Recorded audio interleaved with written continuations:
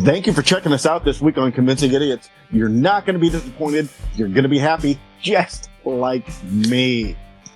Oh boy, today we get to talk about Kiss and their new avatars going out on the road. See what we think. We're going to talk about that. Unfortunately, we have to talk about the passing of the great late Norman Lear. We'll touch on that. And then our main event, we get into the holiday spirit and we talk about Christmas commercials. They are and were essential to our upbringing, our television watching, our entertainment value. We talk about all of that, so much more. Put a smile on your face. Get ready, just like me. Convincing Idiots is coming at you right now. So let's start the show. All right, test. Test. Call it again.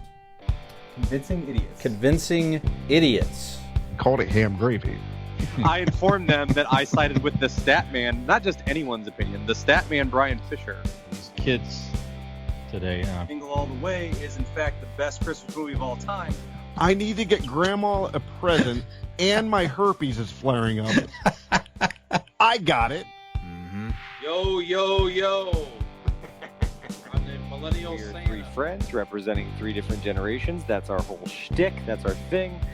Mm-hmm. Nick got to hold poop. Mm-hmm. I'm standing in the sea Cajun. breeze, holding a turd, just mightily. I'm just going hitting hats.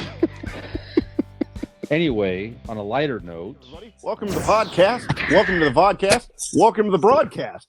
Hey, boys and girls. Welcome to the show. This is Convincing Idiots. My name's Dean. They call me the Zennial, and I like it.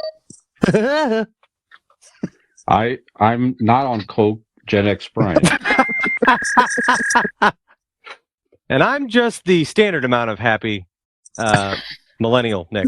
And if this is your first time joining us, Dean's a little different today, and we haven't quite put our finger on just why. But maybe we'll get to that later. Can't the fella just be happy? Spending time with his good buds. We are convinced. Oh, that's probably you. We are Convincing Idiots, a weekly podcast of three friends representing three different generations. We get together each and every week to discuss nerd and pop culture issues of the day. So, if no one has already invited you, and I would find it hard to believe that Dean, as polite and nice as he is, hasn't done so already. But if you've not already been invited to, let this be your invitation to come, like, subscribe, rate, review, follow, share us. All of those wonderful things on all of your social media platforms. You can find links to each and every one of them conveniently listed on our very own Linktree. So go to Google and type in Convincing Idiots Linktree, Linktree. You can follow each and every one of those links to the mentioned aforementioned social media avenues of your choosing. Yeah, thanks. You got it. Yeah, I got there. Oh, did you guys see the bubble? The like bubble? Somebody did it. It's happening again on the screen. I did not see. I did not see it. It's so weird. Okay. Yeah. Anyway, you deserve a like bubble. Maybe I'm on whatever Dean is on, and I'm just seeing things that are making me happy. There you go. You can also find all of those links and places that you can find this podcast each and every week, as well as our merch store and all of that fun stuff on our website. That's convincingidiots.wordpress.com. So we are back here for yet another edition of Convincing Idiots. 'Tis the holiday season. Dean, let's start with you. You're so damn happy. I want to know what you've been up to, bud.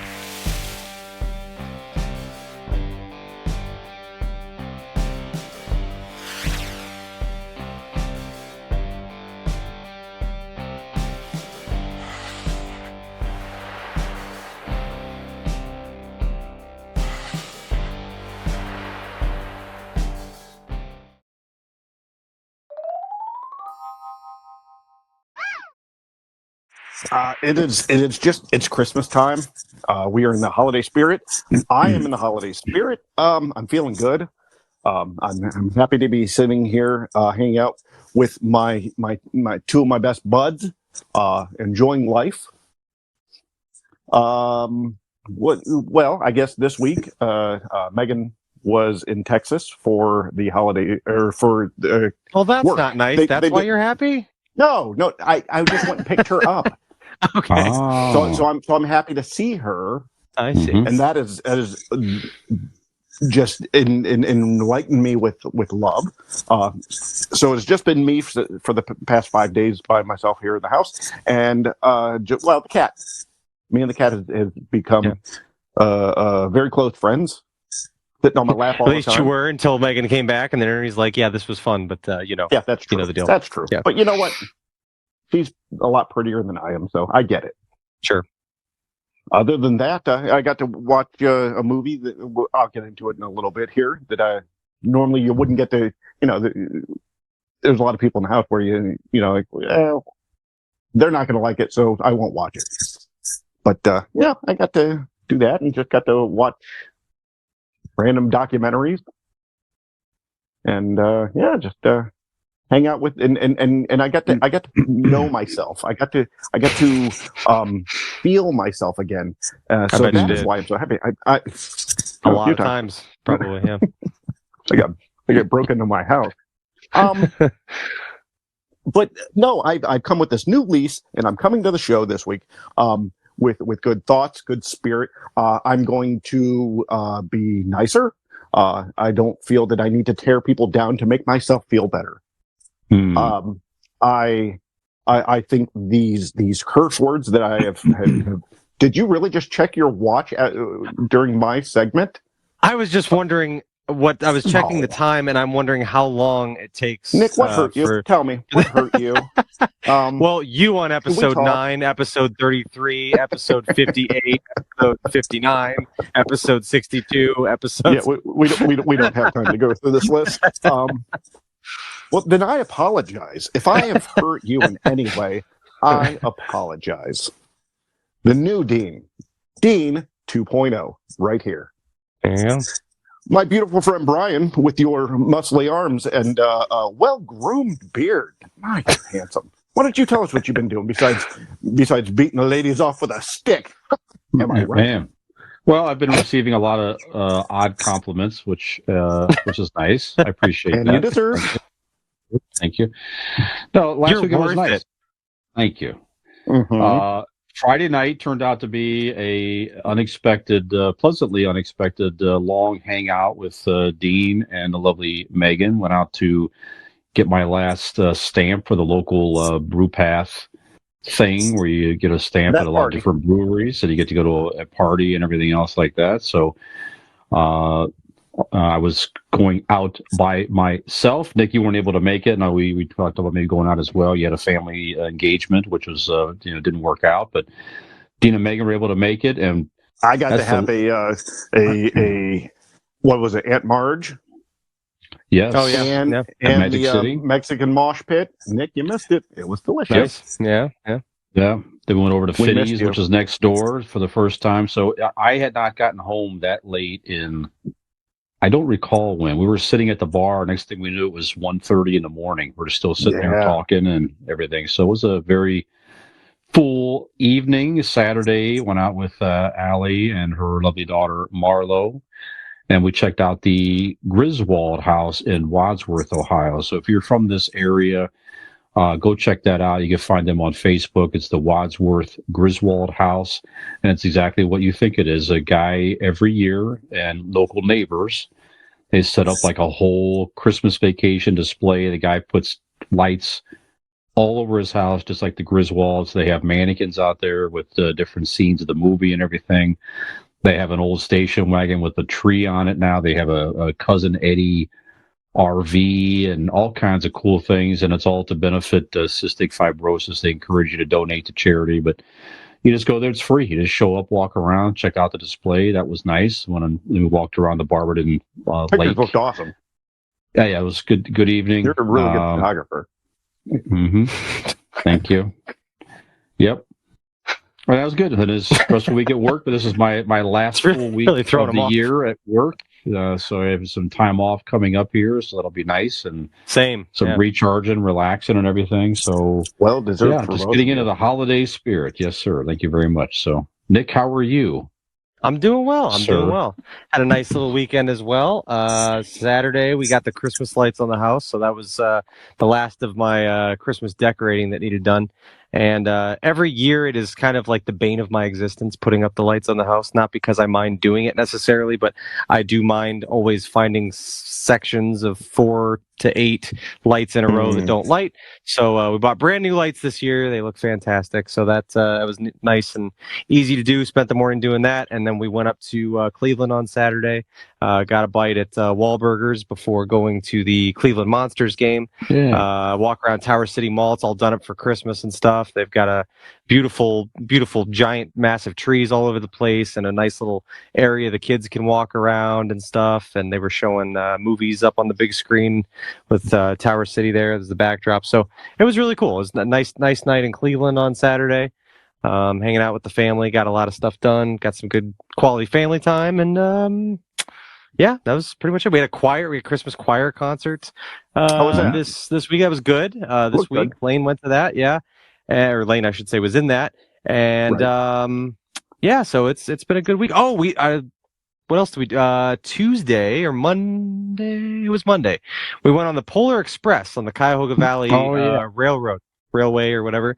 So that was really cool. First time doing the Polar Express. We've been out like Dean, isn't that where like years ago when Carter and Lane were very little, we took them to that Thomas the Tank Engine thing? Correct. So yeah, same deal. But obviously, That's Polar the one Express we did themed. for work. I did the that beer tasting thing. Oh, okay, cool. Yeah. Nice. Yeah. So yeah, it was really cool. I mean, it's just goes back and forth and stuff, but they've got it's really nice. Like they take you through the North Pole. Everything's lit up. You get to wave to the elves and Santa, and then on the way back, cool.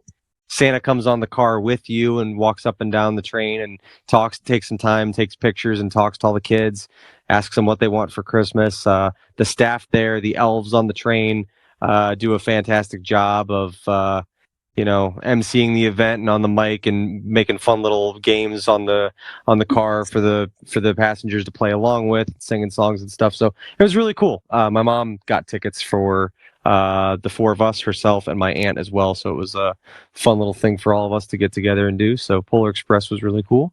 But yeah, just doing Christmassy things, man. Just Very good. like you guys said, getting in the spirit and doing all the Christmassy stuff. My shopping agenda has taken a bit of a hit because of how busy we've been, so that's probably gonna start freaking me out here pretty soon. But it's been a lot of fun so far. What about the weightlifting? The weightlifting?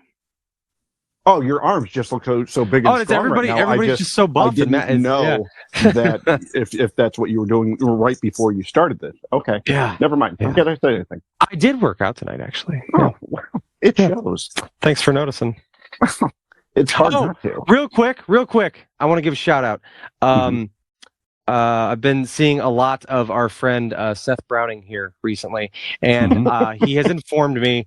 He informed me a couple weeks ago that he'd begun listening to the podcast, and I said, oh yeah, which one did you listen to? And he said right at the beginning. And we talked for like, oh shit, he's never gonna make it. So I saw him again on at the choir concert. Our kids are in like a lot episode of the same... 91 or something like that. Yeah, he said he's halfway through now. And I was like, wow, really? And he's like, yep. So big shout out to Seth. And at some point within the next few weeks, he'll be hearing this episode. Actually, so Nick and I played him trivia with him last night. Me and you mean? Who did I say? I'm sorry. You said Nick, and that's okay. Yeah. Oh no, I don't think so. Brian and I played trivia with Seth last night. Oh, okay, nice. He's telling us how much time he's spent with you. Yes, yeah, right. So, yep. But so big shout out to Seth for hanging in there and listening to all these episodes, starting from the beginning. Maybe we'll have to have him on as a guest at some point after he's done, and he'll give us our performance review. How have we grown? How have we, something like that? That would be good. He actually came up with a pretty good subject for a main event last night. Oh, okay, cool. Might be the episode that he comes on with. Nice. Yep. Yeah. We'll do that around Super Bowl time. Go ahead, Dean. Well, I hate to interrupt, but I wanted I wanted to mention that we decorated the tree this year, right? And I don't know if I mentioned this last year, but our good friend and partner here, Aaron Blake, He made me a homemade Christmas ornament. And I know you guys will love this. He went out of his way and put myself in a spinning ornament, 2 different faces of Dean. But yeah, Lovely. So, and the kids Very love nice. to put that right in front of my chair here, so I constantly see that unbearded face right there. So, thought you'd enjoy that. Very nice. Very good. Very nice. Very good. Is that a thing he did this year, or is it a new ornament? This was last year. This was last year. Yeah. Well, Dean, besides seeing Unbearded You, have you seen anything else interesting you want to mention in Idiot Reviews, sir?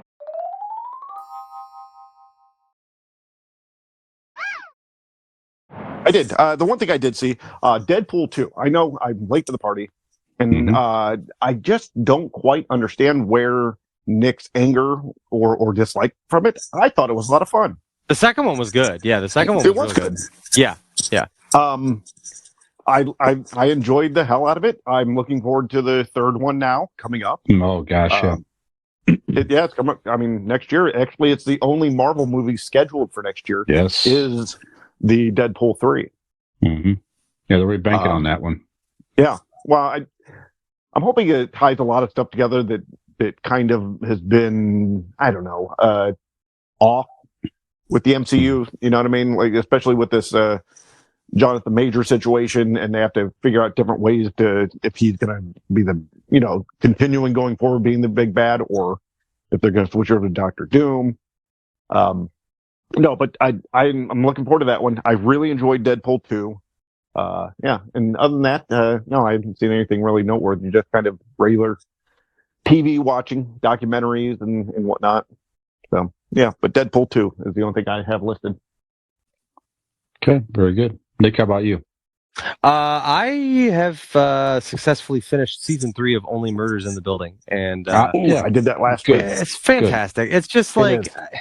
So, like, we've talked, like, Robin was watching it with me, and then eventually she was like, because there's so many shows we watch together, and there's never anything that I can watch by myself. So she goes, you can go ahead and watch that.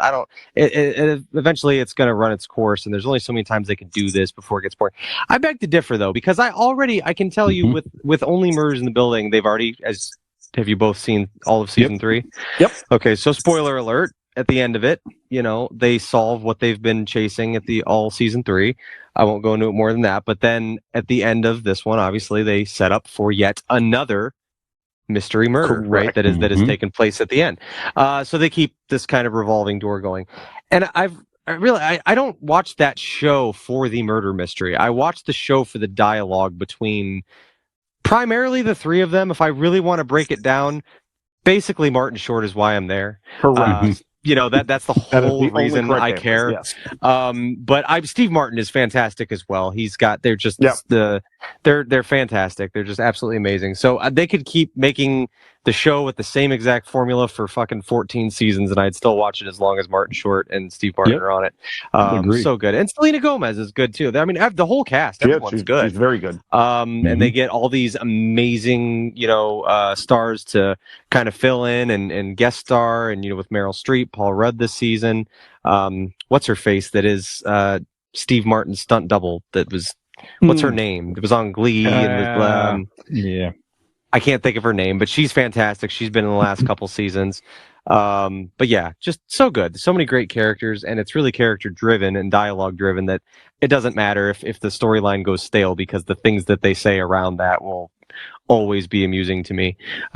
So yeah, season 3 of Only Murders in the Building. Strongly recommend the show for anyone who has not yet watched either the season or just the show in general. It's definitely worth a watch.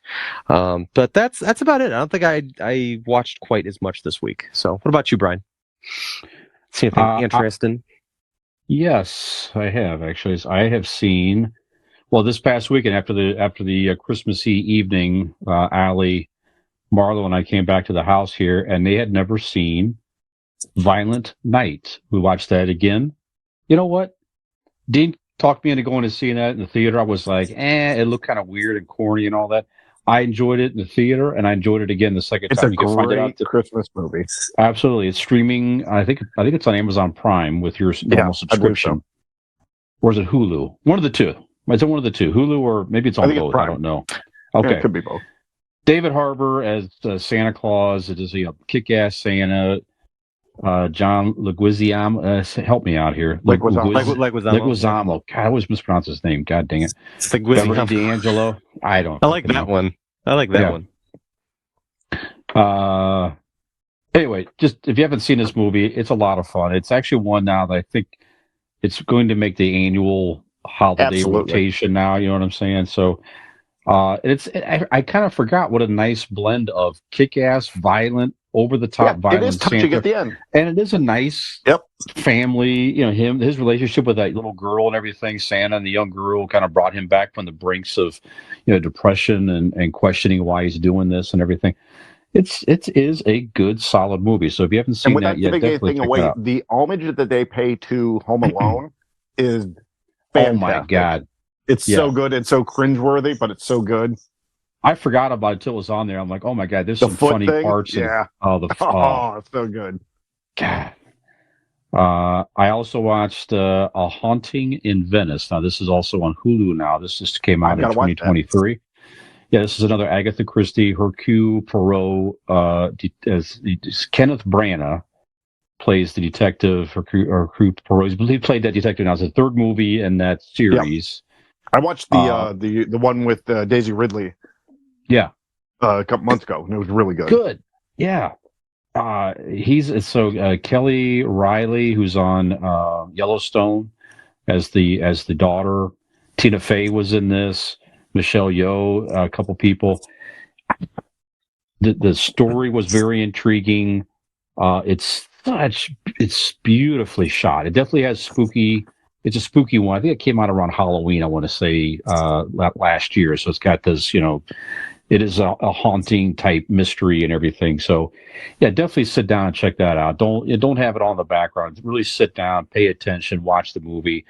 A lot of fun. You'll definitely enjoy that. It's a very easy, fun watch. And I checked out the new Eddie Murphy Christmas movie on Prime. You might have seen this advertised, Candy Cane Lane. Eddie Murphy, Jillian Bell, Tracy Ellis Ross. It was okay. Yeah, it's Eddie Murphy is he decorates the house in his neighborhood, and he gets laid off, and he's trying to win a home decorating contest in order to win some money and help out his family and everything. He finds this very odd Christmas shop, and that's run by Jillian Bell, who turns out to be a former Santa elf who's kind of went bad, if you will, and just kind of interesting and weird things happen. It was okay. I mean, it's not for me. It's some funny parts, some warm moments, things like that. Eddie Murphy's good in many things. Typically, he was pretty good, but it's not one I would watch necessarily every single year necessarily. But if you're looking for a newer Christmas movie to check out there, you can check out Candy Cane Lane on Prime. And let's see, I started watching the Santa Claus series. They have a second season of that, Tim Allen on Disney Plus. Oh, yeah. It's okay. It's good. It's okay. So I'm a few episodes into that, and I'll just kind of finish it up here. But it's all right. It's not bad. It's worth a watch. You're looking for something. It's definitely family oriented, for sure, like those movies are. And the other season. That is what I have seen. You know how dumb I am. Don't say that about yourself. Be kind to yourself. If you're watching the YouTube video, I have Homer Simpson cut out in the back, and Nora made a Santa hat for him. If you can see it. But while Brian's talking, I was like, "Oh, can you see the Santa hat?" If you see me do this, I tried to look down and up through the screen, like as that would fucking work. Like if I could look under the screen. I'm an idiot. Yeah. But yeah, I don't know. You can see. Yeah, you can see it a little bit there. So it didn't work. It didn't work. But he's got the tiny little hat on him. We'll Santa hat. Anyways, sorry. Go ahead. That's all right. Okay. All right. Well. We're going to take a break here, guys, and we're going to come back with some pop culture headlines and our Ask an Idiot segment of the week. We're going to focus this week on a band that's one of Nick and I's favorite rock bands of all Milli time. Vanilli. Could be. And we actually saw this band together not too long ago for a recent Are you talking about Aid? final performance. What's that? Are we going to be talking about Aid? A Band Aid?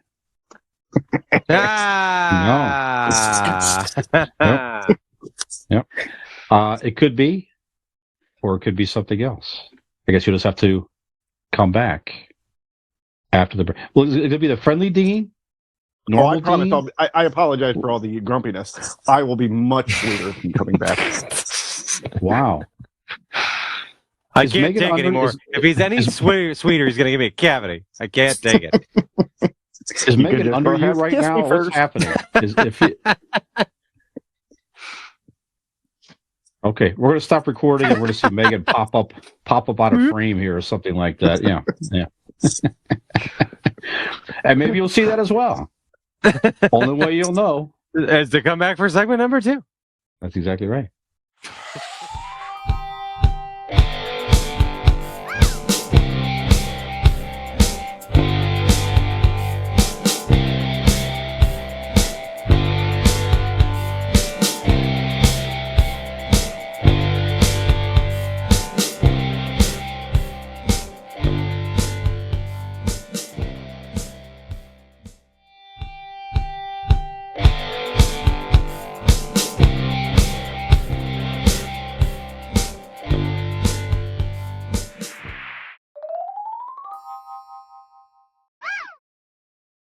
Four, 3. Welcome back to Convincing Idiots, Gen X Prime, Millennial Nick, and oddly friendly, kind Dean. Zennial Dean this evening. me. Yes, absolutely. You know, Dean is so friendly right now, Nick. He's really just, wants to be just like a part of the family. You know what I'm saying? One might say he's all in the family. You know what I mean? He's Right. all in on this family. Yeah. That's right. Yeah, it makes me think about reflecting on a recent passing here in the world of pop culture and television. Huge figure, especially in the 1970s television world. Norman Lear just passed away, aged 101. Bless his heart. So, if you're not familiar with the name as much, you are certainly. Almost certainly familiar with a lot of the television shows that he did here. Certainly, Dean and I are in us growing up as Gen X and Zennial for sure. So, notably, All in the Family with Archie Bunker. Certainly a television show that really pushed the boundaries of subject matter that was uncomfortable subject matter with racism and a lot of different things they addressed on that show. It was, I guess, based on a British play or a television show or something like that. They brought over here. Okay, and developed it over here. So controversial, but it was also heavily acclaimed. So let's see, he was a 5-time Emmy Award winner, and that show won tons of awards.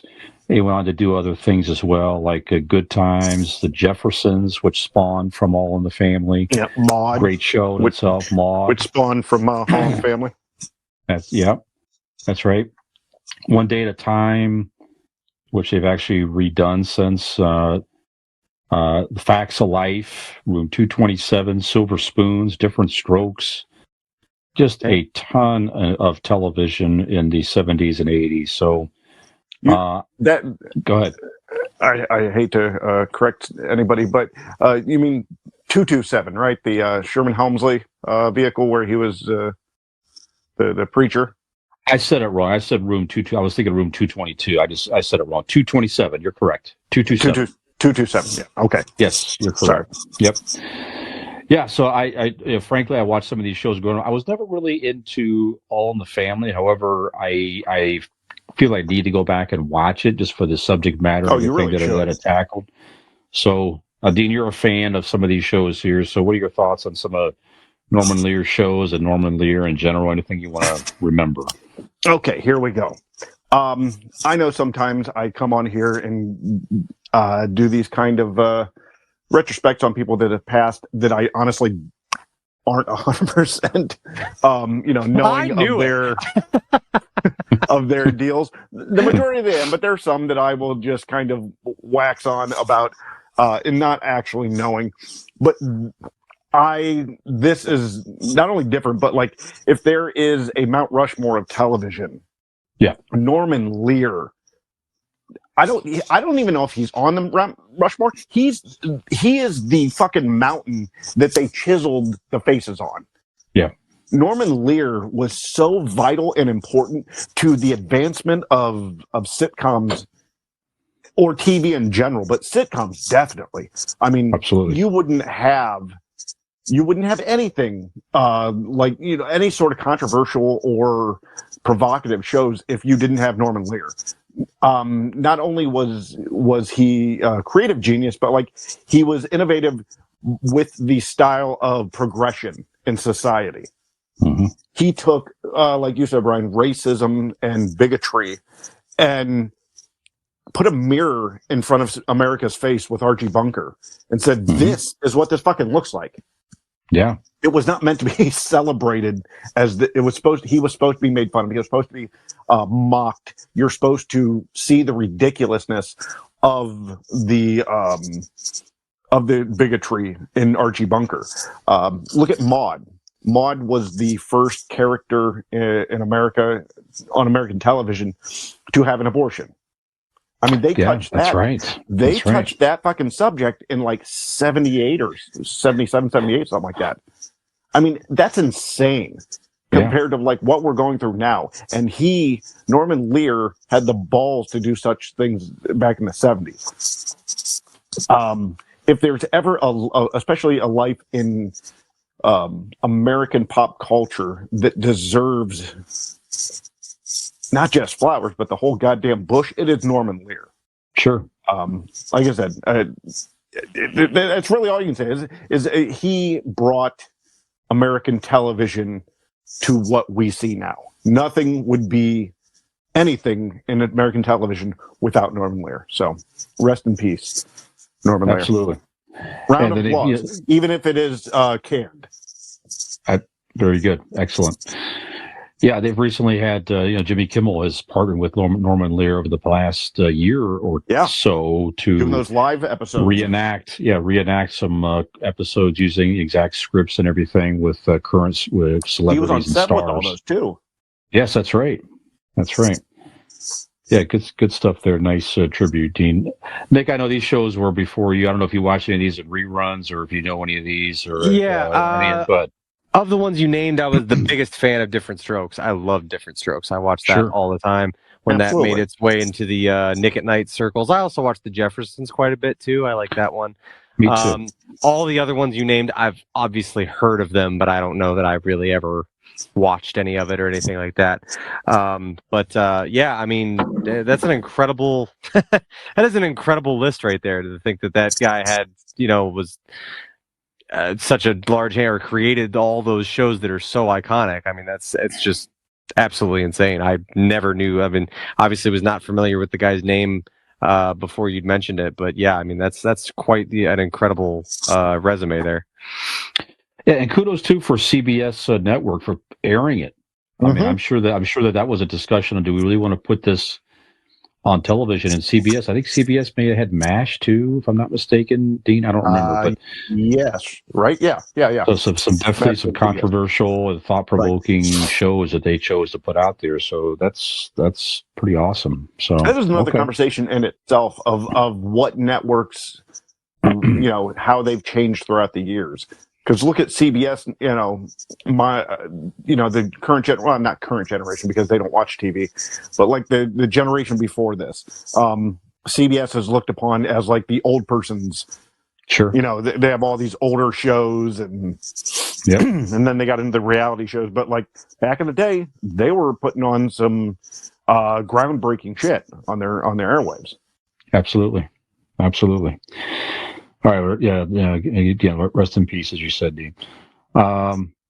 More Marvel news here, guys. If you saw this or not, there's been a lot of rumors. We talked about some even too that perhaps Robert Downey Jr. may come back to reprise his role of Iron Man in the Marvel movies to give it the franchise a shot in the arm. There's been rumors they're going to bring back all the original 6 Avengers and all of that.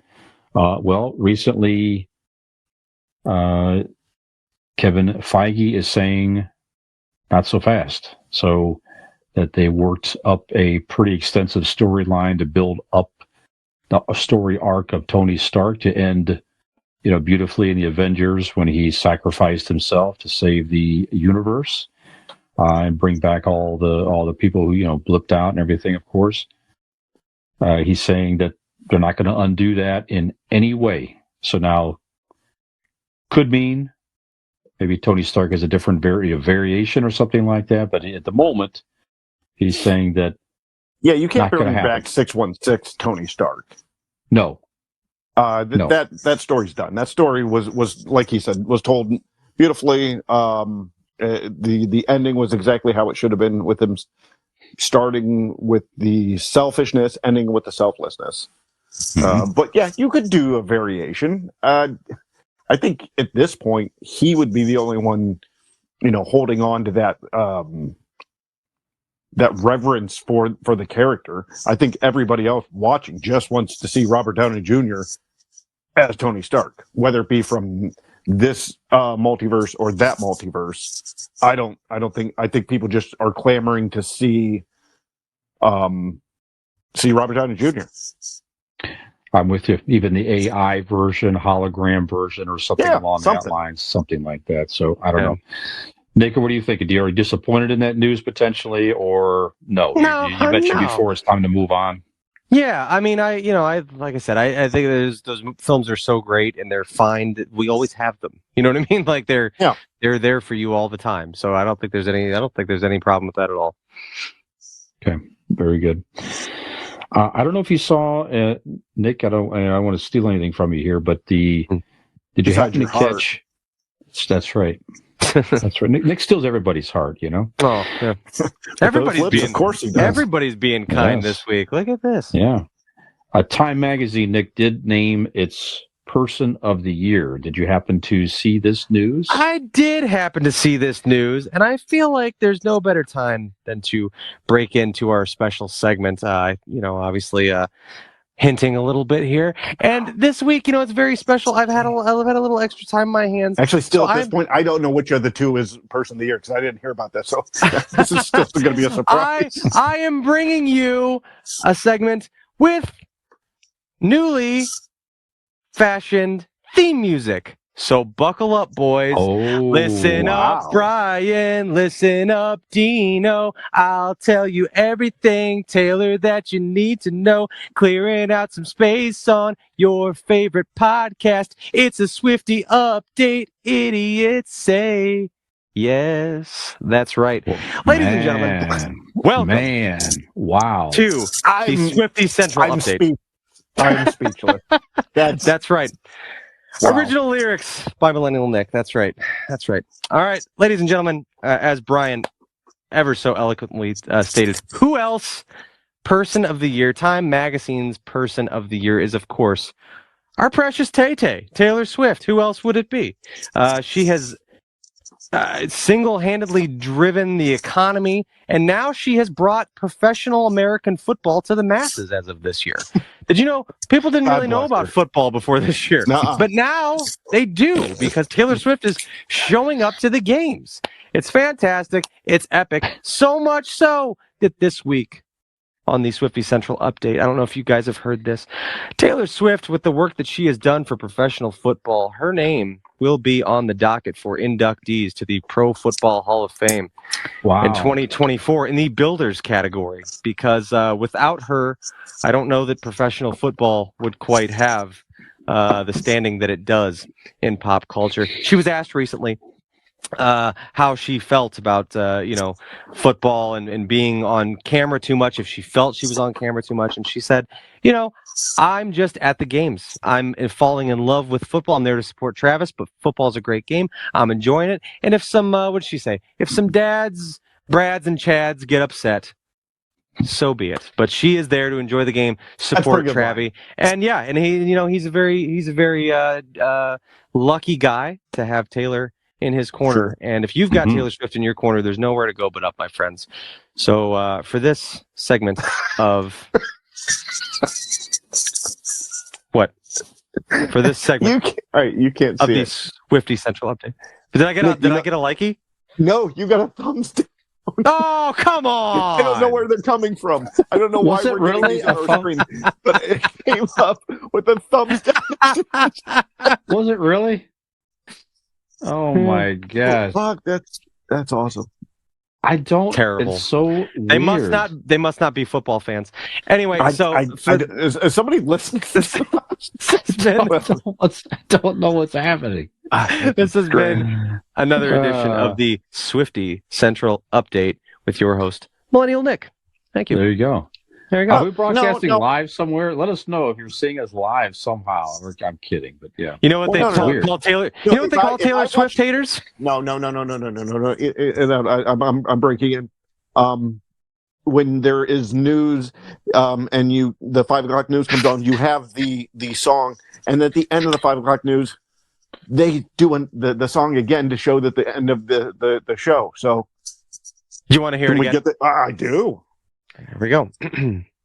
It doesn't quite because it's introducing, but whatever. We're going to do it again because apparently the Taylor Swift haters or the taters, I call them, want to hear it again. So here we go, taters. One more time. Listen up, Brian. Listen up, Dino. I'll tell you everything, Taylor, that you need to know. Clearing out some space on your favorite podcast.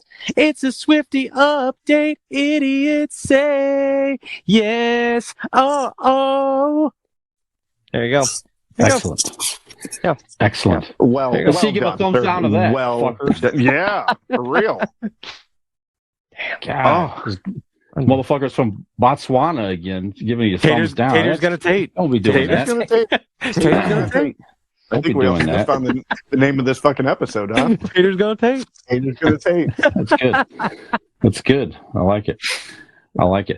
Well, some of that, a different level, probably more people like I don't even know. Maybe is Taylor Swift one of those people you love or hate? I don't know.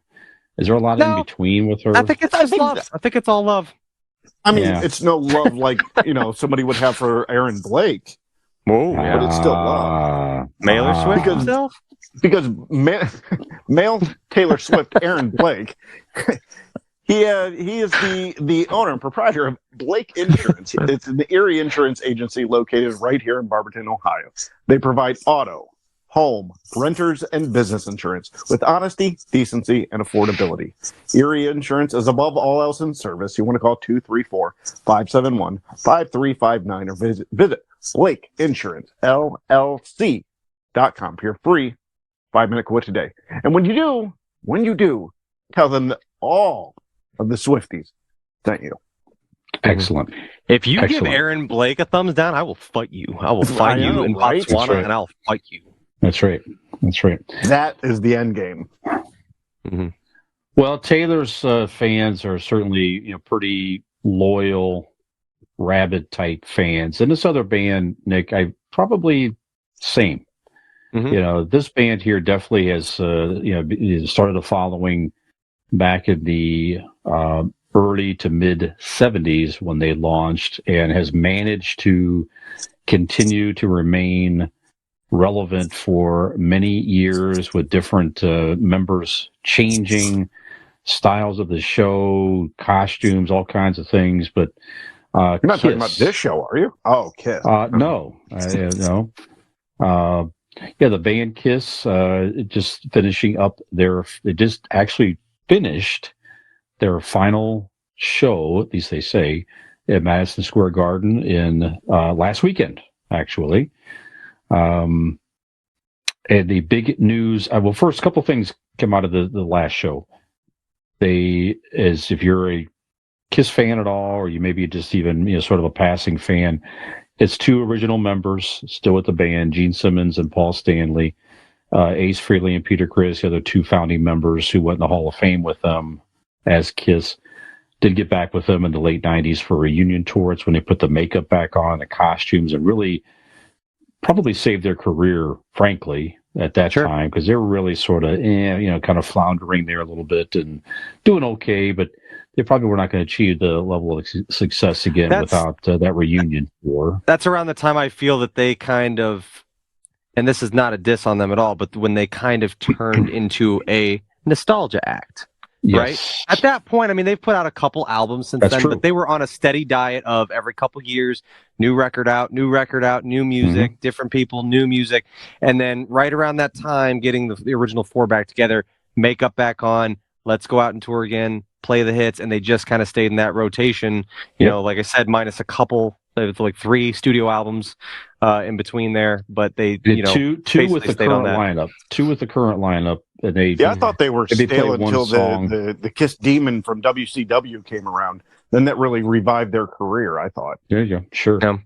Yeah, absolutely.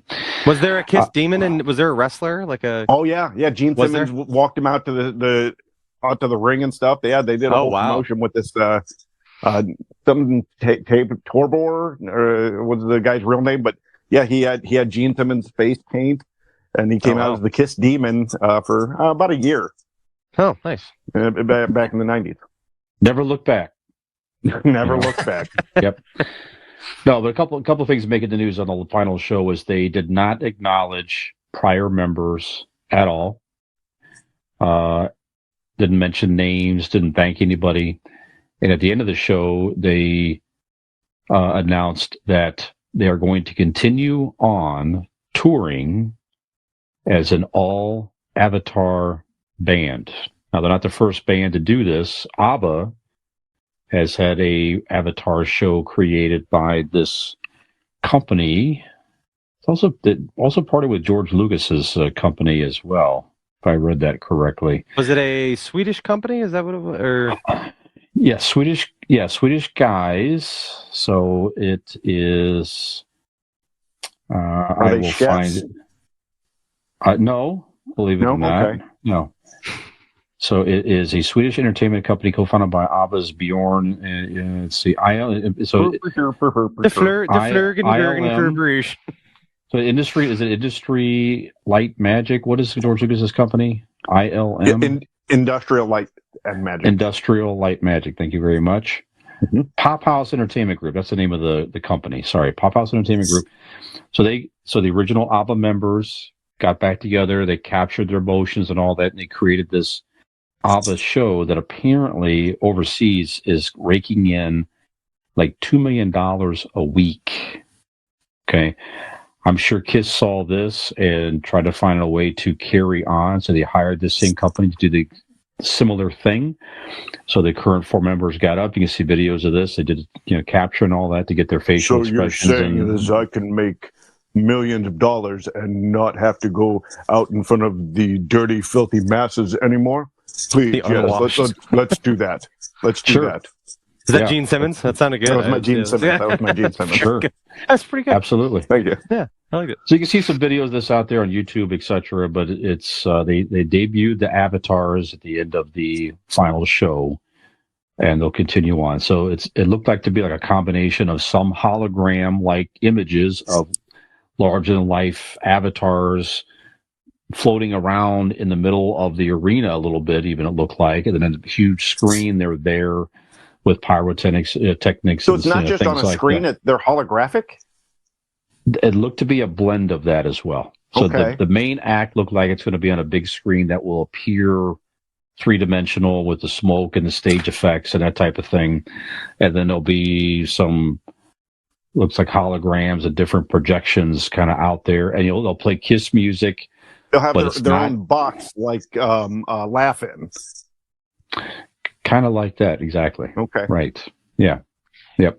Brian, I was thinking as we were seeing it, and I was like, I wonder if this was on purpose or not. But when we went to see Kiss, you'll recall, to the left and the right of the stage, there were those big things, statuesque things of each Kiss member. You know what I mean? So I was wondering if that was kind of a hint to what was to come. That was, you know, be. kind of what that was. Leaving Easter eggs. Yeah. Yep. So Yep, could be. So we'll get into our Ask an Idiot question here. So two questions. You can answer both or one, whatever you want to care to speak to. First of all, should a band like that? You can name any band, so you can answer both or whatever. So Kiss should Kiss have paused for 30 seconds and acknowledged prior members, put up a very brief video of past members who helped found the band and keep the band going, really, throughout the years. And then the other part of it is, what do you think in general of this Kiss Avatar thing? Is this something that you have any interest to see? Does it depend on the price? Is it just a way to see some version of Kiss of the future? Or, I'll go see like a local band, Mr. Speed, or somebody who's a Kiss tribute band. And that's how I'll get my sort of taste of Kiss in the future, guys paying tribute, but it's live humans up on the stage. So, Dean, let me go start first with you. because you two I are know going to Nick be will able have answers. to, right. You two are going to be able to have answers publicly about this. Mm-hmm. So let me just real quick. I'm not the biggest Kiss fan. Like I've said in the past, I do appreciate them and understand the talent. But to answer your first question, Brian, I don't think there's anybody that can answer it differently than yes. You should have taken 30 seconds. You don't have to do a video. Just be a human goddamn being and say, yes, these other two members that started us, we wouldn't be here without them. Godspeed to wherever they're at, and then continue. That's all you need to do. Yep. And as far as the band thing, it's not the band, you know what I mean? It's the equivalent of closed circuit TV. Back before pay-per-view started, you had closed circuit TV where you'd go to the arena and watch WrestleMania 1 on the big screens in the arena, or you'd watch the boxing bouts, Muhammad Ali's earlier boxing bouts, on closed circuit TV. And that's what this is. They're not there. Yes, it's their image or their cartoon image, and it's them playing. But you can play a video on your TV and watch the same thing. You know what I mean? You're not getting anything different, literally, than you would be at home. Right. I mean, is there probably a cool experience about it? Sure. And maybe, but you can't charge what you are for an actual live concert. They will certainly try. I was going to say, I know they're going to try. Absolutely. I bet they will try to. 100%. But I think it's disingenuous to do it. I think you need to, have some sort of break, as in, like, people aren't actually seeing you in the physical state live in front of them. Right. They're watching a video. There's a lot of different performers and performances of things that do video stuff that isn't live in person. But again, they're not probably charging $100 for a seat either. So that's where I stand. Yeah, watch a video of the ABBA thing. I hadn't seen that till like today, honestly. That looks pretty cool too. Anyways, I mean, $100 per seat worth. I don't know how expensive it is, but again, no, what I'm saying is, if you would see if it were $100, same version of what you saw. No. Okay.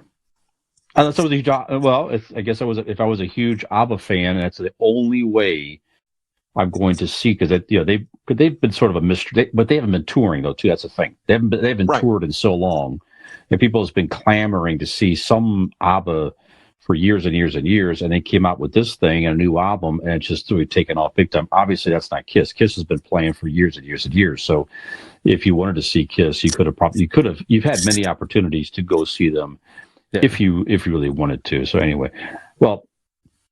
All right, so Dean, thank you for the comments. Nick, what do you think? What do you think about all this here? On the Gene or on the Ace and Peter front, like Dean said, I think the correct answer is take a few seconds, right? And just at least, you don't have to, just go on and on about how much you love them or anything. I don't know exactly what the deal is. I don't know who hates who and for what reason, where the animosity lies. But what I do know is this is the end of the road. Mhm. You've given this, however, 50 years of your Yes. life to this.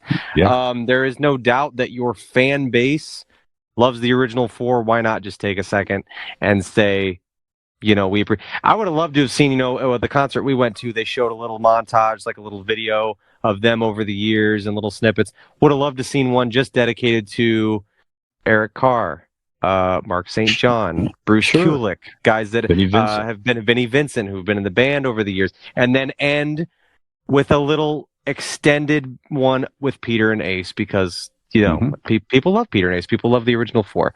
I don't think there would have been anything. I think what I would have wanted to see personally would have been something like that, a tribute to past members who have been in the band. But ultimately, I think, like you said, at the very least, would have been nice to just acknowledge him and be like, we started out as four kids, from in Brooklyn with the dream and without, all four of us, you don't even have to name them. Just be like, without all of us together, all four of us or something like that, just to kind of give them a nod. That would have been nice. But whatever. It is what it is. As far as the Avatar thing goes, it comes down to I think Kiss gets a bad rap. And it's not, I shouldn't say it's not unfair. They've created it themselves because they merchandise everything. However, I'm not against people making money.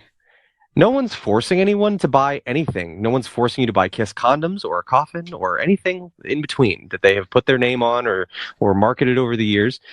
It's available for you if you want it. And the same goes for this.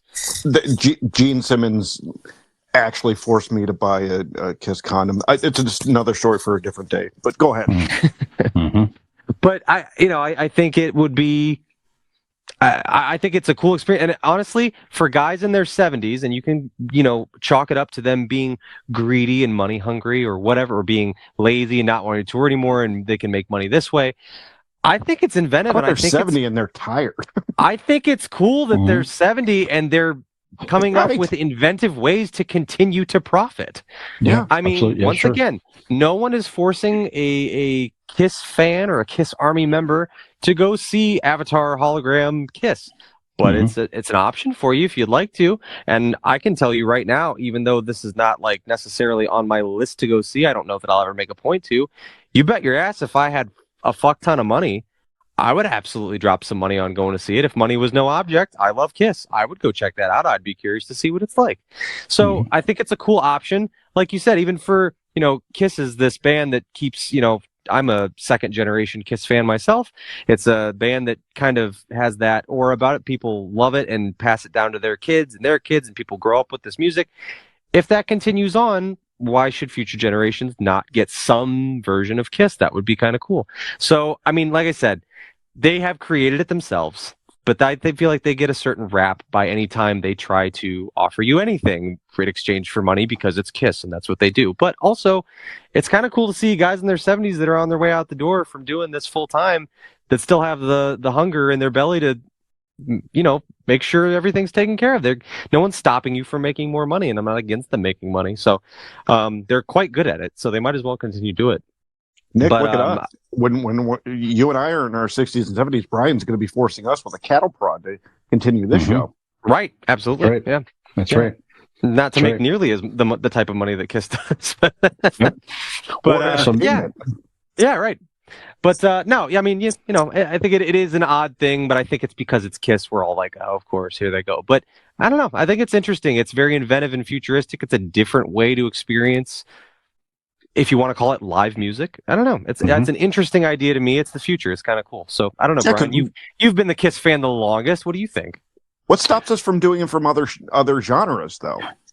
Like not just music. What stops this from this continuing to be a thread? Why can't we go to Madison Square Garden and watch video screen versions like this of the 1990s TV show The Nanny with Fran Drescher? I would pay good money for that. No reason you can't. Yeah, sure. Yeah. Well, but yeah, you better believe it's a lot of bands and different. They're going to be watching this to see if it takes off. Well, first of all, definitely, I think we're definitely unanimous, and they should have stopped for 2 seconds and acknowledged all prior members, especially your last show in New York. That's where they started. Right. Those, four hungry dudes, built something unique, and without the original four, it wouldn't exist. It just would not exist. Those four guys just came together at the right time, and they flamed out, unfortunately, way too quickly, the original four. But again, like I said earlier, the reunion tour really got them going again. Without that reunion tour, they were starting to get regulated to Kiss conventions and different things like that, and they would not have been. We wouldn't have seen them at the Cleveland, at the Rocket Mortgage Field. It just was not going to happen. It would have been regulated to smaller venues and everything else. Be lined up at a small card table trying to get his autograph. It was right around the corner. Yeah. It was right around the corner for those guys. They may not want to admit that or believe it, but it was close, So definitely should have acknowledged everybody. One thing they did do is they broadcast images of Kiss on the Empire State Building. I don't know if you saw that or not. They had Kiss colors and they had different photos kind of spinning around.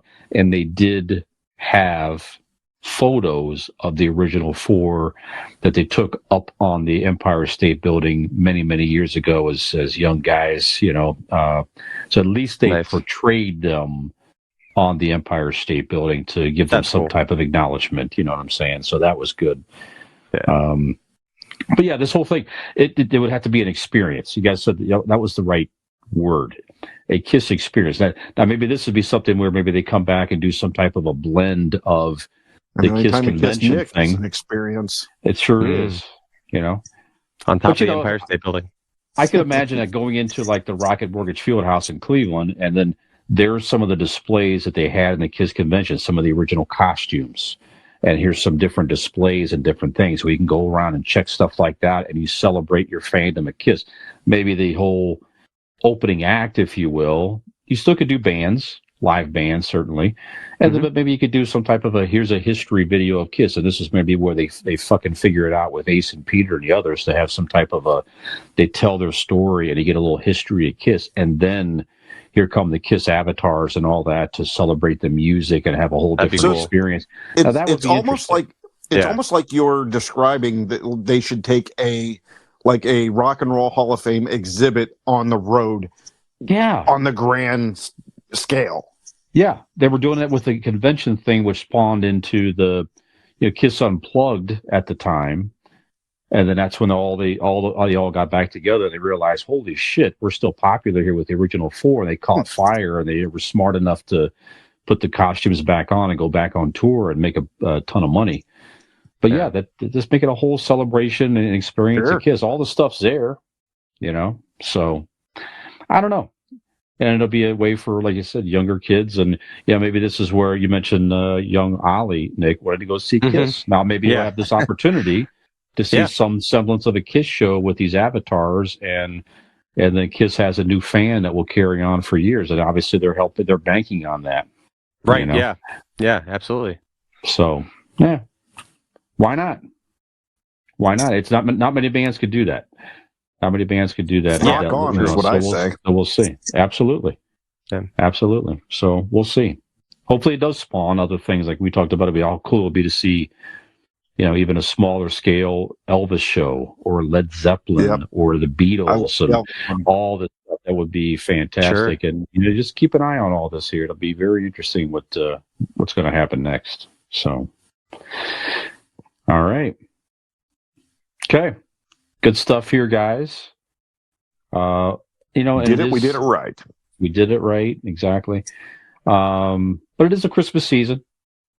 It's getting closer and closer.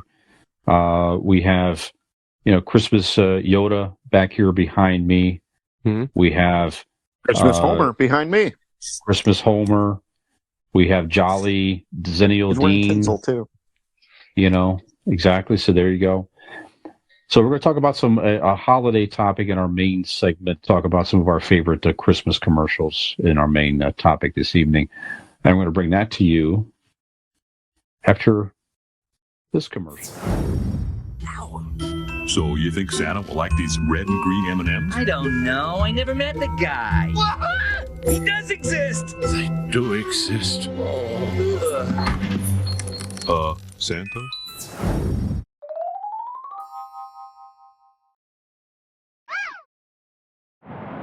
bring the beautiful and luscious, voluptuous Nicholas Voluptuous.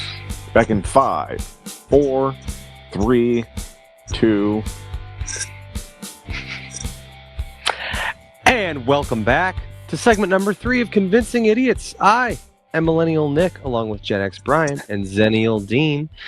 We hope you enjoyed those commercials that you just heard. And, you They know, were lovely. speaking of enjoying advertisements, well, hell, why not discuss some of our favorite advertisements of the Christmas season, gentlemen? There have been many fantastic Christmas electric bikes? advertisements. Well, absolutely. There's been great ones for electric bikes. Hell, you might even hear one later on in this show. Who's to Fingers say? crossed. Fingers crossed. Fingers crossed. Fingers crossed. No. No, it's like this. No, I'm sorry, I got mixed up. Great for the audio segment. Anyway, we have seen many great Christmas advertisements on television over the years. So this evening we are going to be discussing some of our all-time favorite Christmas-themed commercials. Brian, why don't you go ahead and give it the old college try there? Why don't you give us a Christmas commercial? One of my no particular order here, so we're gonna do our five, our Mount favorite to Rushmore least favorite. Worst to best. Mount Rushmore, correct. Okay, idiot Mount Rushmore. One I always liked as a kid. Now this is just it's kind of a weird one, maybe, but as a kid, I always loved and I still do to this day. I know you guys as well enjoy the Rankin Bass, the claymation. Yeah. The holiday specials. The Rudolph and the Santa Claus is coming to town, Year Without a Santa Claus, and all that type of stuff. So those specials always helped get me excited for Christmas as a kid, get me in the Christmas spirit. I think that feeling carries on those today. But back in the day, it's so silly, but I'd still love it. The Norelco razors. I don't know if you know the Norelco. Mm-hmm. So there was a electric shaver commercial. It was like one of those claymation type commercials. And it had Santa Claus. They did not have electric razors when you were a child. Well,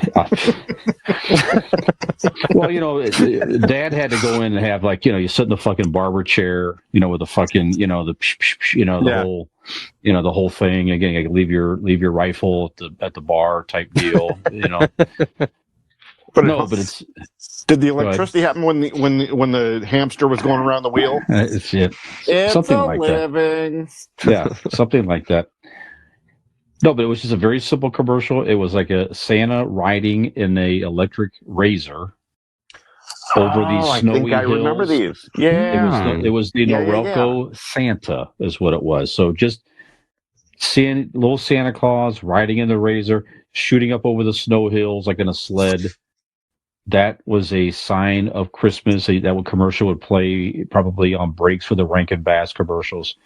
That commercial takes me back to that feeling as a kid, the excitement for Santa and all, still believing in Santa at the time, and all that stuff. So the Norelco Santa commercial. Was it colorized? It was. Yes. Well, it goes to show you how far we've come, because back then, Santa would have been riding on an electric razor, when today all the leaps and bounds that we have made in technology, today, my friends, he could ride on an electric bike. What? And there is no better electric bike, no finer product on the market that he would find other than that offered by our friends at RPM Bike Shop. Don't believe me? Nay. Get yourself off the naughty list today and go look at the fine products they have to offer you. You could go to their Facebook page and type in RPM Bike Shop right on the Facebook search bar, or you could even go to their website, rpmbikeshop.com. And don't delay. You could also give them a ring, a ding, 330-808-7792, or perhaps take a nice brisk snowy drive yourself out to Carrollton, Ohio, and see them in person, and let them hook you up with the finest sleigh in all the land and your very own electric bike from RPM Bike Shop this holiday season. You're so good at that. So good at that. That's right. That's right. Thanks. Feels good. Nick, that's one of your favorite commercials of our time. What's that now? That's one of your favorite commercials of all time, right there. What's one of your favorite Christmas commercials while you're at One of it? my favorite Christmas commercials of all time. This one's a bit of a layup, and it is. I don't need to tell you how great it is because the test of time tells you how great it is. It's one of probably the longest running Christmas commercials. They still show it every year. I don't even know how old it is now, but it is the M&Ms with Santa Claus, where they are leaving out milk and cookies for Santa, and they, bump into him, and he sees them, and they see him, and, they say he does exist, and he goes, they do exist, and the red M&M, and Santa, every year. It's such a hallmark, and it's just they play it every year. It's just fantastic. I love it. Never gets old. What's his name? Billy West is the red M&M. I don't know if you're familiar with Billy West, and then J.K. Simmons. He's been in everything. He was with the insurance commercials. He's the bald guy with the glasses. Oh, really? From Farmers. Farmers. Yes, he's the yellow M&M. No shit. Yeah. Okay. Did not know that. It's from the 90s. It doesn't say what year it was. Okay. Nick, but it's been running for a long time. Horribly It's been a old, long but I mean, time. that's a long time to be showing the same commercial. And this shit, like I said, and it hasn't aged. Like it still looks just as good. I think they've probably retouched it, maybe color wise, and and made it HD and stuff as best they can, and retouched the film. But yeah, it's just fantastic commercial. Yeah. So that is actually M&Ms, on my list. So I'll cross that one out and choose a different one. Okay. As was on mine as well, actually. It was. All right. Yep. So first on my list, Nick, I don't know if you're going to remember this. Probably not. Brian, you might. The Nestle Crunch used to have a commercial. It was like a sock puppet dog, Farfel. And it was Nestle. Nestle is the very best chocolate. Yeah, right. But they did a line of Christmas commercials for that, and so that's going to be first on my list. Farfel with Nestle chocolate. I don't remember that all about that at all. I remember the sock puppet. I don't recall a Christmas one, but yeah, why not? Memory unlocked. There we go. Yeah. Okay. Let's see. Next one I have is a Miller beer. This is back all the way back in 1981. I haven't seen this one in a while, but you can find it out there on YouTube, etc. But it's just a old-fashioned looking. It's just a horse-drawn sled with a couple in it, going through the woods, snow. They get into this little town, going through like a downtown. Christmas lights and things up, and somebody like looks out their front window, and sees like a wreath, looking through a wreath, sees a sled going by. It's just a whole Christmassy feel, and it's just at the very end, it's just something like, from our house to your house or something like that, Miller beer. That was it. Very simple commercial, very warm and old-fashioned. Love that commercial, and that was another one, again, as a kid, it just, gets you excited for Christmas. Exactly. All that type of stuff. Look, it's a beer commercial. I'm excited for Christmas. You know what I'm saying? My dad was like, shut up and go get me another one of those. Let's play a game. Let's play the matching game. Go listen to the TV, you little shit. While you're up, turn the goddamn station. Right. While you're at it. Anyways. No, just Miller beer. Winter commercial. Yeah. Nice. Nikolai? For my next submission, this one is also just kind of one that hallmark reminds me of childhood. I'm going to go with the 90s Coca-Cola Polar Bears, Polar Bears CGI commercials. There's many different ones, the polar bears and the babies sliding down the hill and sled riding. And there's always at the end where, the big polar bear cracks a glass bottle of Coca-Cola and drinks it, and they've got the red scarves on and stuff. I don't know. It's very, at the time, it was certainly visually stunning because computer animation was all the craze. It was a brand new thing, and it was really well done. They aged well. They still, look very smooth. It's really well done, and it just always, I don't know, something about the beautiful snowy scenery and then the dark night and the can of Coke, and it always looks so thirst quenching and nice and crisp and cold and delicious. So definitely Coca-Cola.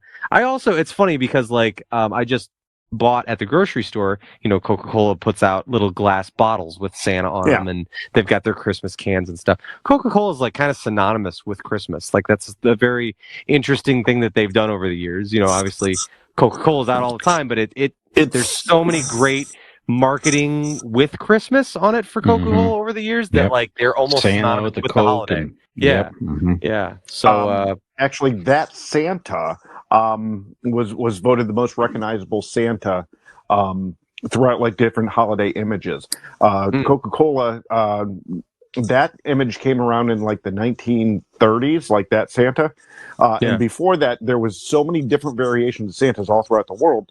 And that Santa, through Coca-Cola and all of their marketing and imagery, became what we commonly see as Santa, with from suit head to toe, because a lot of them had different variations of the outfit, very different variations of the different things. Yeah, and Coca-Cola, if I'm not mistaken, if I remember this correctly, Coca-Cola is what brought that kind of that rounded image of Santa as we know it now.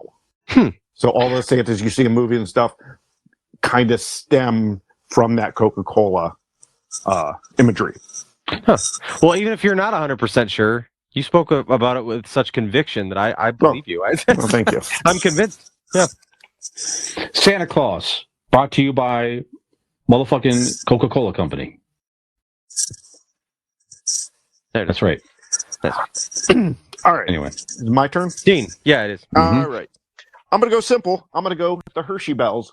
Yes. The Hershey Kisses, dun dun dun dun dun, and the ding at the end. Yep. That one's been on for 10 plus years now. And that one, to me, at this age, there was other ones that I'll mention that kind of, like Brian says, brings you into oh, now it's Christmas time. To me, at 42 years old, I see that. My brain goes, all right, here we go. It's Christmas time. 1989, Dean, that came out. There you go. Crazy. That is also on my list as well. Me too. Love it. Yep. No reason to fuck with it. You know what I mean? Nope. There's no reason to fuck with it. That's it. It's simple. You don't need, and the other ones, like they said, might have been retouched. You don't need to retouch that. It was. Nope. I don't know what sort of animation it was. Stop motion animation or CGI or whatever, but it looks great. It always looked great. You're not going to beat the music, that it's playing and how, and it's a perfect holiday commercial, Christmas commercial. Yeah. Brian. Well, we've had some repeats here, so there's a few overlaps here. So that really, between what I said and what you guys have said, so the five I had, I'll just recap it real quick. Miller Beer, the Hershey Kiss, you just mentioned that. The Coke Polar Bears that Nick mentioned. The Norelco Santa Claus, and the M&M Santa is Real. So that was the top five that I had. So I do have other ones in my honorable mention. So we can keep going until everybody does their five, and then do honorable mentions if you want to. So that's my five. Nick, what's next on your list? I have one here, the Campbell's Soup commercial. I don't know if it's necessarily Christmas, but the little snowman comes in from outside, and he's going across the, through the living room, and he goes and sits down at the dining room table and starts, you start seeing the snow drip onto the ground, and then the little boy appears as he's eating Campbell's chicken noodle soup. I don't know if it's necessarily Christmas, but it certainly is winter, as he is a snowman, and it's all snowy outside and stuff. But yeah, I just it's kind of one of those ones too. It just really is burned into my brain. You just saw it a lot when you were a kid, and for many years as well. I don't see it much now, but for many years there, for a while, it was on for a long time. So Campbell's Soup. All right, then I'm going to go nostalgia also.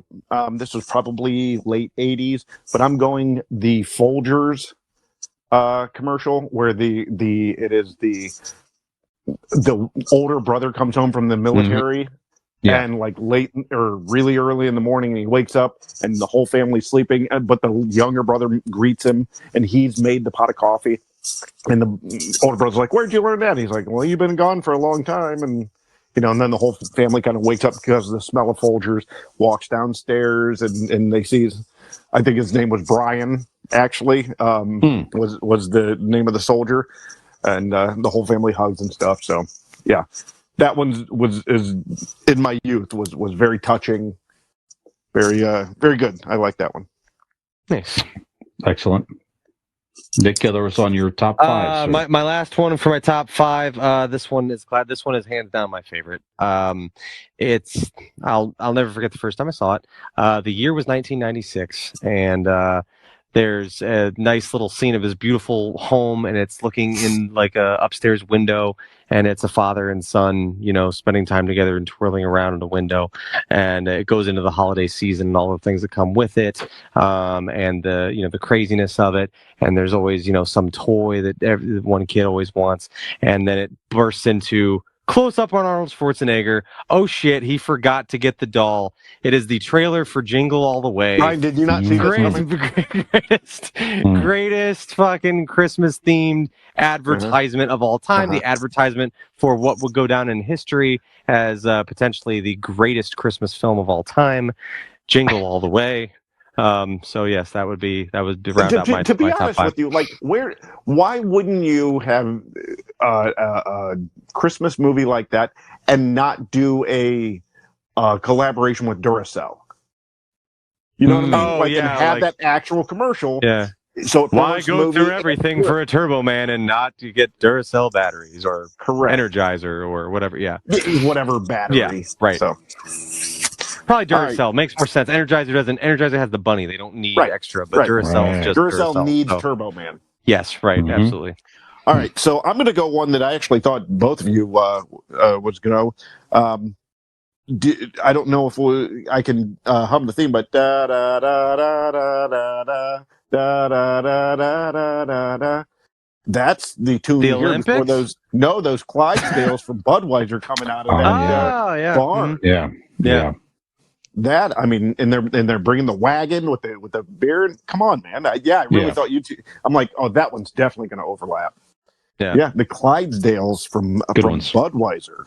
It's my number 4. Very good. Nice. Well, you go again. Then I will go because I've crossed off some that you guys have already said. I had some honorable mentions, but you know what? The one I have here it's actually newer. It is, I believe it's Amazon, if I'm not mistaken. But it's the old man. They don't tell you what's going on at first. It's a pretty. If you go watch the full commercial, which you can on YouTube, the old man is kind of sad, and he's probably meth. What he's like working out, like he's like frail, very frail, and he starts by picking up little weights, and then he's picking up. If he's frail and has the energy to work out, it's definitely meth. Then. No, but it's progressing. Like as he's progressing, he's getting stronger. His neighbors are walking by, kind of like, "Oh, it's so sad." But as they're watching him progress and get stronger and stuff, because he's ordering these new weights, and he picks up new ones each time, up to his chin and up to above his head, finally. And then at the end, you see his granddaughter pull in on Christmas morning, and he picks her up and lifts her in the air. That's what he's been training for is to pick his granddaughter up and lift her above his head. It's a beautiful commercial. If you get a chance, YouTube it. I'm not 100% sure, but I think it was for Amazon. Nice, that's a good one. I think it was that is my 5. I think it was a Sackler family commercial. I think it was. If I'm not mistaken. Right. Yeah. Very weird. Yeah. No, I know the commercial talk about. I can't remember what it was for. Yeah, it might have been Amazon or something you say, but great commercial. Okay. Yeah. Good. All right. Honorable mention. Why don't you guys? I'm sorry. Why don't you recap your 5s then, if you will, your Mount Rushmores. I'll go. I have the M&M's Santa commercial. I have the Coca-Cola Bears. I also have written down the Hershey Bells as well. The Campbell's Soup Snowman commercial, and of course the commercial for the greatest Christmas film of all time, the Jingle All the Way trailer. Of course. Yes. Of course. Dane. Number one, I have the Nestle's chocolate from Farfel. I have the Hershey Bells as well. Number three, the Folgers Welcome Home commercial. Number four, the Budweiser Clydesdales. And number five, the Old Man Preps to Lift His Granddaughter. Very nice. Very good. Any honorable mentions you guys want to mention? Well, I mean, I Go ahead. have only two, and we've already mentioned them. For me, it's the M&M Santa, as you guys had, and the Coke Polar Bear. Those are my two honorable mentions. Very good. One additional one I had written down. It's a lot like the one Dean described, and I think it was also for Folgers. Might have been Maxwell House. I can't remember. One of those two big coffee brands. But there's this one. It's from a few years ago, where basically the adult son comes down to make coffee, and his mom's there making coffee, and it's just kind of a nice little one-on-one moment before everyone's awake. Basically, they're always the first ones. Were you up and Dad fucking last night? He says something about it's good to have you here, and it's, again, I don't know if it's Christmas, but it's holiday season. There's snow in the background, but it's a nice adult son and his mother thing where she's in town visiting and staying with them. It's nice. It's nothing too crazy over the top. It's just, it always gave me like a warm feeling every time I saw it. But that was the only other one that I had written down. So, Brian, what kind of honorable mentions do you have, sir? Very good. By the way, Nick, the Old Man commercial, just to close it out, that was actually a European pharmaceutical company. Doc Morris is what that was. The old man training to lift his granddaughter. So probably we saw it on YouTube, or it's probably one of those things that was people were sharing it or something like that. But so is that real? It's a pharmaceutical? Yeah, that's what it was. Okay. Yep. That's what it was. Yep. They did not get the point across well in that commercial. I guess not. Yeah. I guess not. Let's see. Honorable mention, they still play the same one today. It's another one that I think originated in there you go. Originated in the 80s, I think, as well. The Corona beer O Tannenbaum commercial. This just has the look at that. Whoa! Christmas. There's your. Is that what it was? Commercial right there. What it was.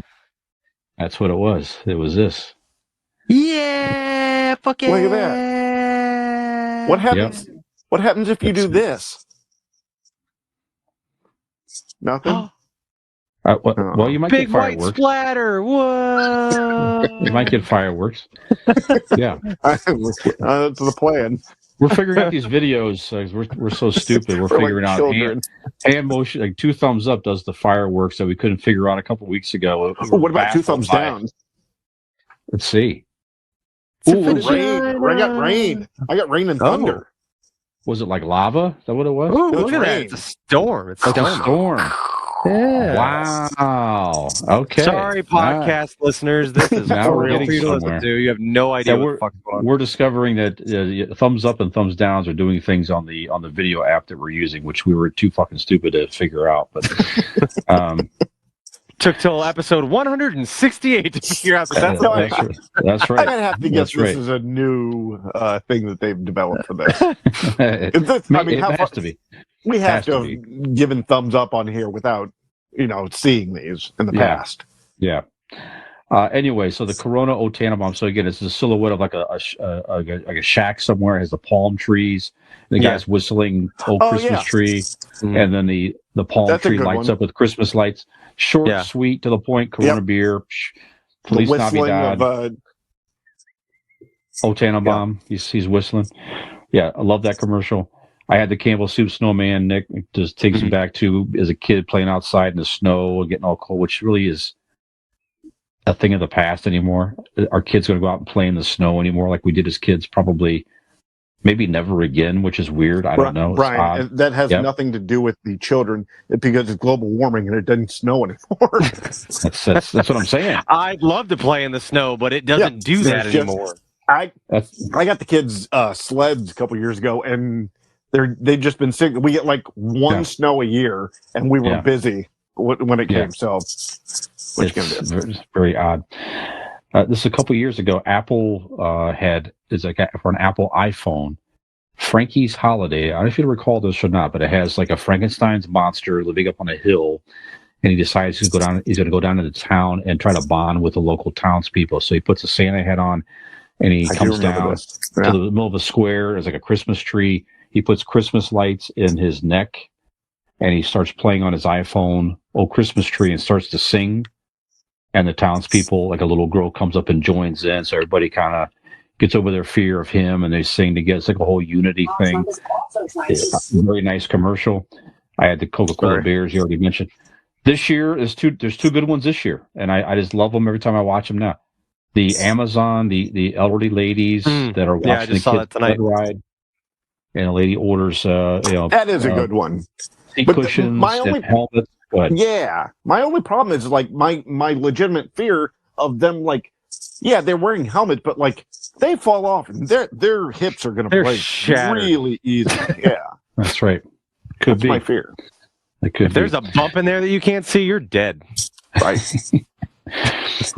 And I love the new one with John Travolta as Santa Claus Yeah. walking down the street, a la I have not seen this. Saturday Night Fever, Yeah. carrying, like, Well, like because a last magic year paint they can. did the whole Pulp Fiction thing with him and Samuel L. Jackson, and he was Yeah. Santa.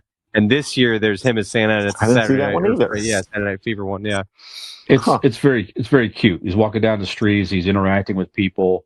He's like a cool hip Santa Claus. He goes into a disco and he's dancing on stage like he did in Saturday Night Fever and stuff like that. So John Travolta can still move. Yeah. Sure. God damn it! Even if he's Santa Claus. So God damn it. that's some of my favorite commercials. Yes, indeed. Yep. Good stuff. Okay. One more commercial that one of my favorites, probably your favorite, one of your favorites as well out there. If you're listening or watching, the Santa Claus, he's carrying a magical paint. Everything's Christmassy and just making your heart fill with Christmas cheer. You know what I'm saying? When you see that commercial and all these other commercials that we're talking about, that's really what one thing the holidays is all about is making your heart feel lighter and happier, and another heart where you could feel happy and fulfilled and just creative and so forth. Golden Heart Tattoo, our final sponsor here, guys. So look them up. They're in wonderful, beautiful, spectacular Norton, Ohio. Find them on Facebook at Golden Heart Tattoo. Excuse me, at Golden Heart Norton. Forgive me. GoldenHeartTattoos.com is their website, or give them a call at 234-706-2982. Maybe get somebody a tattoo for Christmas. I don't know. Get a Convincing Idiots logo. Yeah. Get a Convincing Idiots logo for Christmas for a small fee, of course. Get a Clydesdale with a Convincing Idiots Einstein head as a face. Like Einstein, very strange. It's like he's a millennial centaur. Yeah. I like it. Anthropomorphic Einstein. Get it? I like it. Do it. I like it. I like it. Oh, yeah. And we want to hear from you out there. If you're listening or watching still, what are some of your favorite holiday commercials? Reach out to us, email us, post on our social media. We want to hear from you out Or there. just tap us on the shoulder at the bar and let us know. Or do that as well. Or Absolutely. give us a thumbs up if you're listening live so we can see your fireworks. So cool. So I like it. Hey, there you go. Yeah. Okay, let's wrap this shit up. These morons are not even producing any audio content anymore. No audio. Nope. All Nope. right, Sure not. Let's go. Sure Well, as this has been an incredible advertisement for the Ring Central app, you can feel free to find us across the scape of the internet on all your favorite social media platforms. Just go to Google and type in Convincing Idiots Linktree, LINKTREE, or go to our website. That's convincingidiots.wordpress.com. So, for this episode of Convincing Idiots, I am Millennial Nick. I am the amazing, wonderful Zennial Dean. JedX Brian. Have we convinced you that the true spirit of Christmas is advertising products?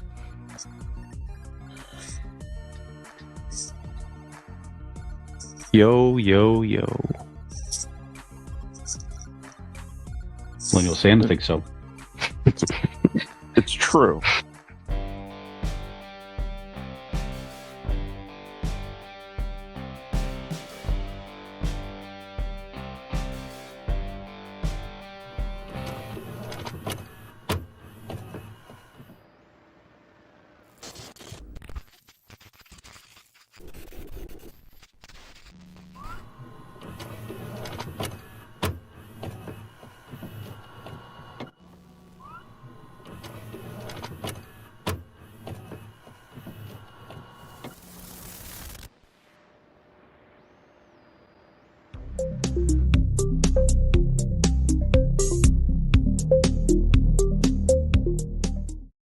Ham gravy.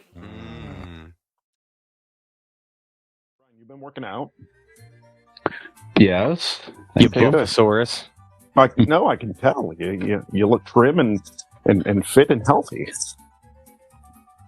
I'm very uncomfortable right now. I don't know what to do with all this positive energy from Dean. At first, I thought it would be nice, and now I find it just unsettling. I can't win to react. lose here. I don't know how to Keep going. react. Yeah. Well, thank you. And no Trying to more make cursing. a last minute No more move to cursing get on either. Santa's good list. Mm-hmm. Well, you got to. You're not getting no more fucking gifts.